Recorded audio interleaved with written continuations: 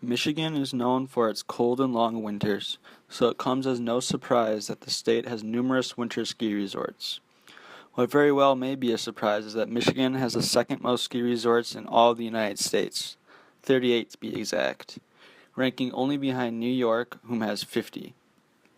The Michigan ski industry has grown tremendously since its introduction in the first half of the 1900s and has revolutionized the ski industry as a whole. A Michigan-born company known as Boyne Resorts has been at the forefront of building the ski industry to what it is today. Boyne currently owns 10 ski resorts located around the continental U.S. as well as British Columbia, Canada. Boyne's success all began in Michigan with the two northern Michigan resorts, Boyne Mountain and Boyne Highlands. Both of these resorts offer unique skiing experiences that I've had the pleasure of enjoying winter after winter as being a Michigander. Through the time I've spent at these two ski hills, I have to say Boyne Highlands is the better ski resort. The first Boyne Resort was founded in 1947 by a group of three men named Everett Kircher, John Norton, and Jim Christensen. The land was bought for an unbelievably low price of $1 due to the fact that the land was a densely packed hilly forest that was deemed unsuitable for farming purposes. The Michigan politician of the time, Senator Pederson, who sold the land that would become Boyne Mountain Resorts, may feel like a fool himself after saying, "Anybody damn fool enough to want to build a ski hill? Well, I'll give you the property." Boyne Mountain saw growing success in the 50s, while it opened its highly respected ski school, as well as became a favorite skiing destination of the future 38th President of the United States, Gerald Ford. With Boyne's ever-increasing popularity and success in Upper Michigan, Kircher decided to make his next move as he bought what would become Boyne Highlands Resort. Interestingly, the land bought that is Boyne Highlands today was actually already a ski hill called Harbor Highlands. Harbor Highlands offered one run and one rope tow back when it opened in 1955. Harbor Highlands attempted to expand by opening amenities as well as more skiable terrain, but all it resulted in was a buildup of debt and a closing of the ski hill. Kircher decided to buy the closed-down old hill and not only bring it back to life, but also help the new community he was entering.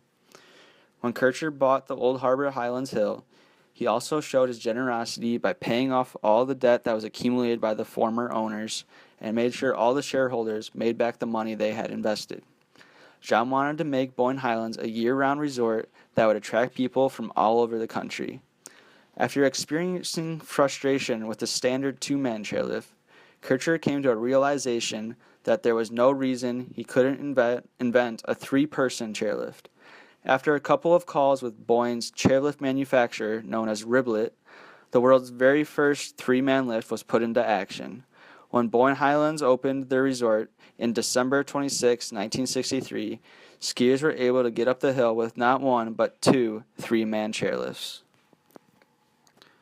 Since the two Boyne resorts opened in Michigan, they have undergone continuous improvements and recognition from the skiing community.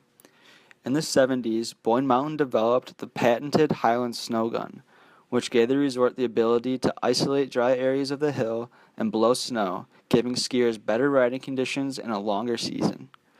Boyne Highlands in the 70s expanded its lodging for guests as well as built the Moore Golf Course. In the 80s, Boyne Mountain got their golf course open as well as a cross-country skiing center. Boyne Highlands, in the meantime, built another golf course in addition to a cafeteria and a convention center. In the 90s, Boyne Mountain expanded drastically with the spawn of the internet and its ways of connecting people.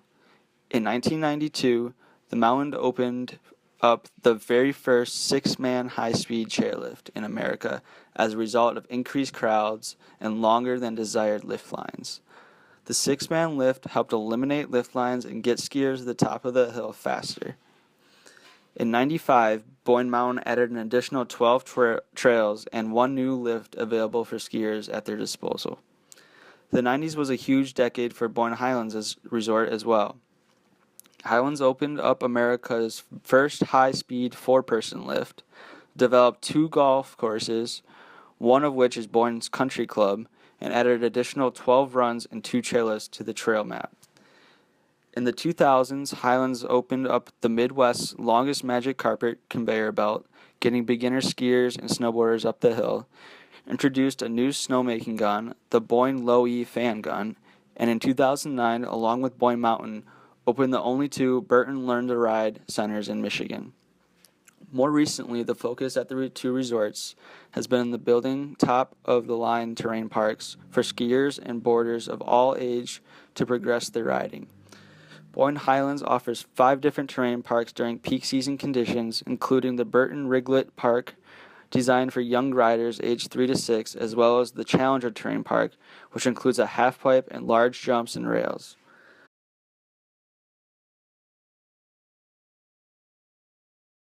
Boyne Mountain has 6 terrain parks during ideal conditions, and they offer a unique park in which riders jump and ride off jumps and jibs made from natural elements such as trees and boulders.